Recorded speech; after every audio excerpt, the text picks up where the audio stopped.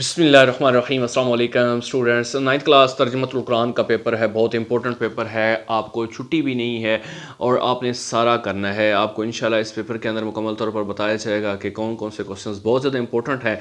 इंशाल्लाह आपका बायो का पेपर हो, कंप्यूटर, इंग्लिश का, हाँ टीचिंग से जो जो इंपॉर्टेंट बातें बताई जा रही हैं आपने वो याद की हैं और 100% जो है वो कमेंट सेक्शन के स्टूडेंट्स ने खुशी का इजहार भी किया कि सर आपने जो इंग्लिश का बताया वही आया, कंप्यूटर, बायो, तमाम तर जितने भी पेपर्स के हुए हैं आप तमाम स्टूडेंट्स के बहुत अच्छे हुए हैं। इंशाल्लाह आप तमाम स्टूडेंट्स का ये भी पेपर बहुत अच्छा होगा। इन उर्दू इंग्लिश मीडियम तमाम तर जो स्टूडेंट्स हैं सबका जो है वो तर्जुमतुल कुरान का पेपर जो है वो एक जैसा होना है। तो कुरान मजीद का इंशाल्लाह आपको जो चीज़ें पॉइंट्स बताए जाएंगे आपने ये सारे कर लेने हैं। इंशाल्लाह आप तमाम स्टूडेंट्स जो है इससे कामयाब होंगे और मैक्सिमम मार्क्स, फुल मार्क्स के एक प्लस ग्रेड के साथ कामयाब होंगे। तो स्टार्ट होने से पहले प्लीज़ वीडियो को लाइक कर दे, चैनल पर नए हैं लाजमी तौर पर हाँ टीचिंग को सब्सक्राइब कर दीजिए। बहुत शुक्रिया आप तमाम स्टूडेंट्स का। तो सबसे पहले नोट करते जाएं, आपने कुछ इंपॉर्टेंट जो क्वेश्चंस हैं जो करने हैं। आप तमाम स्टूडेंट्स को पता है इसके अंदर सूरह मरियम जो है वो भी आती है।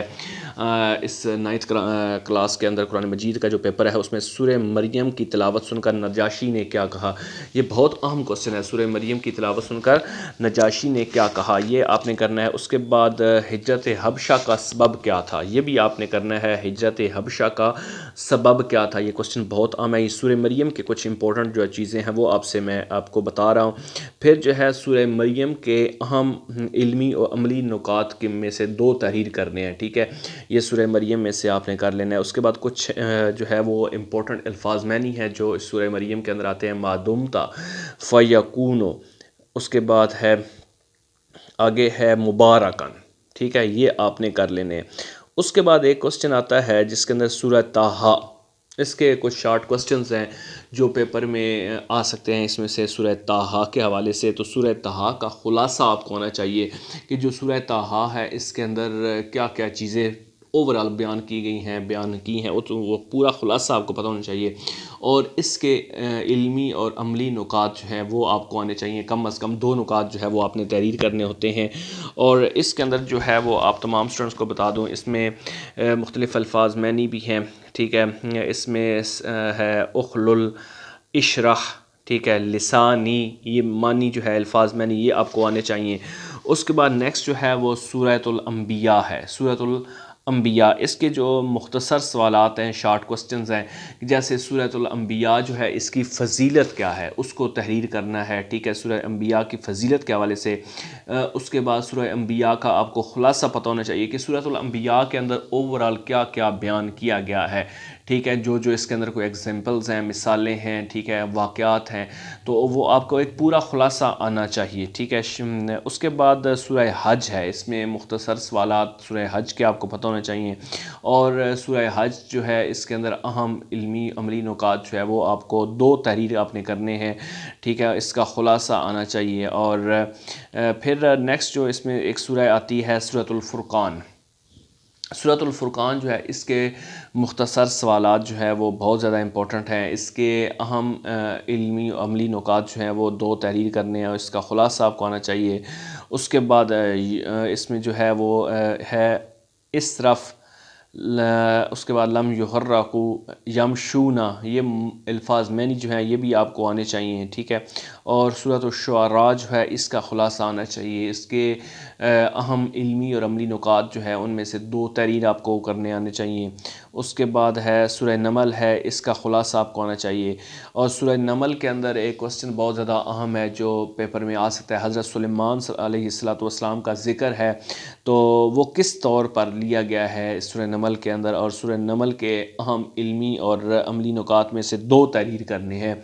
तो नेक्स्ट जो है वो सूरतुल कसस है, इसके शॉर्ट क्वेश्चंस जो है वो आने चाहिए। सूरह कसस जो है इसका एक इंपॉर्टेंट क्वेश्चन है कि सूरतुल कसस को ये नाम कसस क्यों दिया गया, ये बहुत अहम क्वेश्चन है सूरतुल कसस का। और कारून के बारे में आप क्या जानते हैं, क्योंकि सूरतुल कसस के अंदर कारून का भी जिक्र है, तो कारून के बारे में आप क्या जानते हैं ये सूरतुल कसर के हवाले से आपने बताना है, ठीक है। और नेक्स्ट जो है वो इसमें जो चीज़ है वो है सूरतुल अनकबूत है। तो सूरतुल कसस जो है इसके अहम इल्मी और अमली नुकात जो हैं उनमें से 2 नुकात जो है वो भी तहरीर करने आपको आने चाहिए, ठीक हो गया। उसके बाद यहाँ पे एक और जो चीज़ आपको पता होनी चाहिए हाँ जी, वीडियो को प्लीज़ लाइक कर दीजिएगा, चैनल पे नए सब्सक्राइब। मैं आपको साथ साथ बता रहा हूँ इंपॉर्टेंट पॉइंट्स जो आपने करने हैं। सूरतुल अनकबूत है, इसका खुलासा आना चाहिए, इसके अहम इल्मी और अमली नुकात जो हैं वो भी आपको करने हैं। उसके बाद जो है वो सूरतुल रूम है, ठीक है। सूरतुल रूम में से किस बात की पेशनगोई की गई है, ठीक है। सूरतुल रूम के अंदर कोई पेशनगोई है तो वो पेशनगोई आपको पता होना चाहिए क्या की गई है। इसके अहम इल्मी और अमली नुकात में से 2 जो है वो भी आपको आने चाहिए। और जिस तरह मैंने पूछा कि सूरह अल-कसस को ये नाम कसस क्यों दिया गया, इसी तरह ये क्वेश्चन आ सकता है कि सूरह रूम जो है इसको ये नाम क्यों दिया गया, तो ये भी आपने करना है। उसके बाद सूरह यासीन है, सूरह यासीन की फ़जीलत जो है वो आपको आनी चाहिए और सूरह यासीन के ख़ुलासा पता होना चाहिए। सूरह यासीन के अहम इल्मी और अमली नुकात भी आपको आने चाहिए। सूरतुस साफ़ात है, साफ़ात, इसके अहम नुकात आने चाहिए। और सूरतुस साफ़ात के अंदर हज़रत इब्राहीम अलैहिस्सलाम का ज़िक्र जो है वो किस तौर पर आता है, तो ये भी आपको पता होना चाहिए। सूरत साफ़ात जो है इसमें बयान करदा अहम नुकात जो है वो भी आपको याद करने हैं, वो भी आपको आने चाहिए। उसके बाद है सूरतुल अहकाफ़, ठीक है। इसके मुख्तसर सवालात हैं जिसमें कौम आद के बारे में आप क्या जानते हैं। सूरतुल अहकाफ़ के इल्मी और अमली नुकात जो हैं उनको ये नाम क्यों रखा गया, और ये आपको करना है, ठीक है। ये बहुत अहम क्वेश्चंस हैं जो मैंने आपको बताए हैं, ठीक है। और नेक्स्ट जो है वो यहाँ पे, ठीक है, एक लास्ट है कि लॉन्ग क्वेश्चन, ये तो शॉर्ट से थे जो आपको पेपर में आ सकते हैं। तो अगर लॉन्ग क्वेश्चंस की बात की जाए तो सूरतुल फुरकान जो है इसका आपको तारुफ पता होना चाहिए, इसका खुलासा आना चाहिए, इसके मज़ामीन आने चाहिए। और सूरह मरियम पर एक मुफस्सल मज़मून जो है वो आपको आना चाहिए, वो लिखना आना चाहिए।